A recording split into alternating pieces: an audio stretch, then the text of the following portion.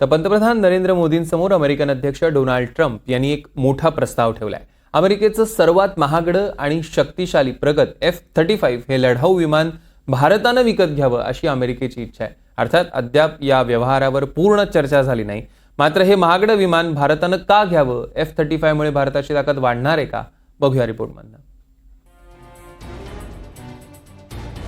पंतप्रधान नरेंद्र मोदी आणि अमेरिकन अध्यक्ष डोनाल्ड ट्रम्प यांच्यातील द्विपक्षीय बैठकीत संरक्षण विषयक महत्त्वाच्या बाबींवरही चर्चा झाली।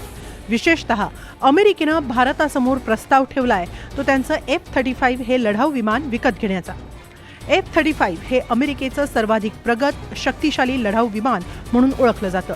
त्यामुळे भारतानं हे विमान विकत घ्यावं असा अमेरिकेचा आग्रह आहे। अद्याप यावर सविस्तर चर्चा झालेली नाही। मात्र भारताला ही खरेदी अगदी विचारपूर्वकच करावी लागणार आहे, कारण ट्रम्प यांचे सहकारी आणि उद्योगपती एलॉन मस्क यांनी या विमानाला चक्क भंगार म्हटलंय। F-35 च्या डिझाईनमध्ये बरेच दोष आहेत। हे अतिशय महागडं आणि जटिल विमान आहे। यात कोणतीही खास वैशिष्ट्य नाही। त्याच्याकडनं यशाची खात्रीही कमीच आहे आणि ड्रोनच्या काळात हे मानवचलित विमान वापरणं एक अडथळा आहे। हे केवळ पायलटचा जीव घेऊ शकतं। मस्क यांची ही टीका गांभीर्यानंच घ्यावी लागेल, कारण जानेवारी महिन्यातच हे विमान प्रशिक्षणादरम्यानच अपघातग्रस्त झालं होतं।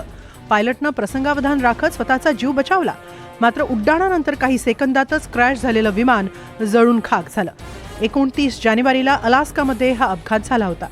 याआधीही अनेकदा या विमानाचे अपघात झालेत असा इतिहास आहे। एक विमान कोसळलं तर अमेरिकेला 832 कोटी रुपयांचा फटका बसतो। F-35 विमानं ही अत्यंत महाग आहेत। एका विमानासाठी साधारणतः 80 ते 100 दशलक्ष डॉलर्स आपल्याला मोजावे लागणार आहेत। एवढंच नाही तर त्याच्या मेंटेनन्सशी संबंधित, इन्फ्रास्ट्रक्चरशी संबंधित, ट्रेनिंगशी संबंधित आणि एकूणच सप्लाय चेनशी संबंधित सुद्धा भविष्यामध्ये मोठ्या प्रमाणावर भारतीय वायुदलाला खर्च करावा लागणार आहे। F-35 लढाऊ विमान हे 5व्या पिढीचं विमान आहे। त्याची निर्मिती लॉकहीड मार्टिननं केली आहे। या विमानाची निर्मिती 2006 पासून सुरू झाली। 2015 पासून ते अमेरिकन हवाई दलाचा एक महत्त्वाचा भाग बनलाय।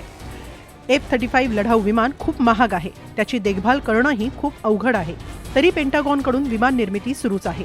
त्यासाठी $1.7 ट्रिलियन खर्च येणार आहे। आतापर्यंत अमेरिकेला या विमानांवर 60,000 अब्ज रुपये खर्च करावे लागले। अमेरिकेला हीच लढाऊ विमानं भारताला द्यायची आहेत। फेब्रुवारी 2024 मध्ये बंगळुरूमध्ये एरो इंडिया शो दरम्यान ते पहिल्यांदाच भारतात दाखल झालं।